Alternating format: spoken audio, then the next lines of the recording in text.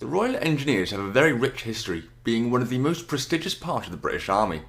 The Royal Engineers can trace its origins to over 900 years ago, further than most of any arm or service in the world, to William the Conqueror. After the Battle of Hastings, William used a military engineer called Humphrey de Tilleul, who brought a prefabricated fort from Normandy. However, he was later replaced by a monk and king's engineer called Gundulf. Such was Gundulf's accomplishments, such as the building of the White Tower, part of the Tower of London. He was made Bishop of Rochester. He turned the old Saxon church in Rochester into a cathedral, now called Rochester Cathedral, which is still standing to this day and is the second oldest in the country. Due to the line of King's Engineers' unbroken allegiance to the Crown, the Royal Engineers claimed him to be the father of the Royal Engineers, and claimed the title of King's Engineers before the origin of the modern corps in the 15th century and the formal founding in the 18th century. Even so, due to the lineage, memorials and services in honour of the Royal Engineers are held there on a regular basis, and also the proximity of the Royal School of Military Engineering, they maintain strong links to this day. In 1415, Nicholas Murbury, who had been King Henry V's King's Engineer at the Battle of Agincourt, was appointed Master of the King's Works and Ordnance, which was renamed Board of Ordnance in 1518. However, due to the advent of the cannon, Right Honourable Brigadier Michael Richards proposed an independent arm of artillery, as the engineers and artillery effectively formed the same arm. So under royal warrant, on the 26th of May 1717, the Royal Regiment of Artillery was formed, separating them from the formal creation of the Corps of Engineers. However, due to Britain's expansions in overseas colonies, a need arose for engineers to maintain it. As such, in 1757, all engineer members were given the rank of officer, and under them, the manual labour was undertaken by artificer companies, which comprised of civilian artisans, labourers, and soldiers. However, these artificers were not part of the Corps of Engineers, only officered by them. They can, however, be considered the origins of the modern non-commissioned ranks.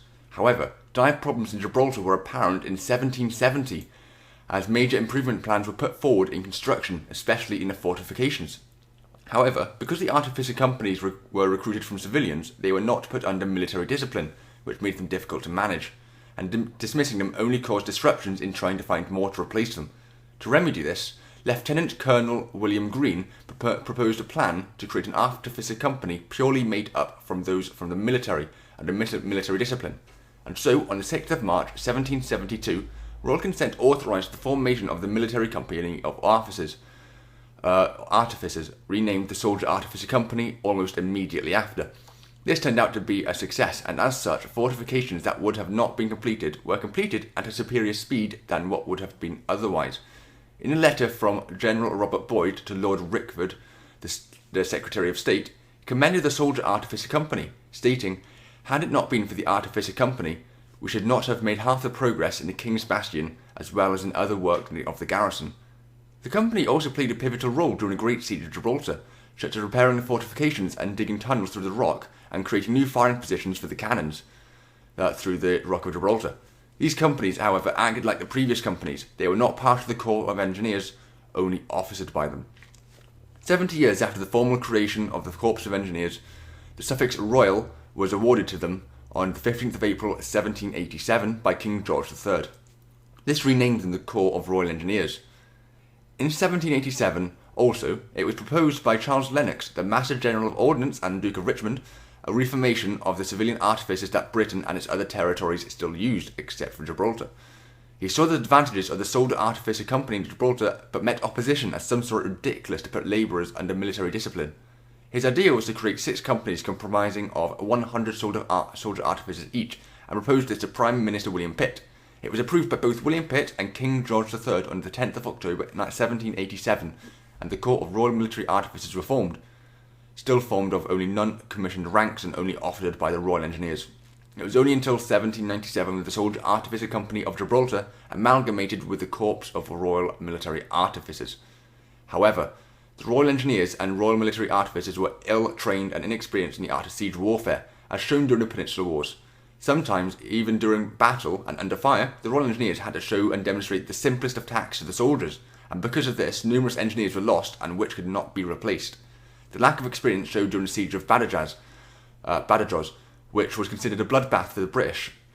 Bodies piled high, and Arthur Wellesley, the Duke of Wellington, wept openly at the sight. The hastily rushed assault and reliance on the bayonet instead of proven siege tactics and lack of trained engineers made it a bloody affair, and one that could overall have been avoided. It was so disastrous, in fact, that the British went on a rage and sacked the city, pillaging, raping, killing civilians of all ages, and even some British officers were shot by the men who they tried to bring into order. After some hours, Wellington ordered the sacking to end. However, 72 hours later, it was succeeded.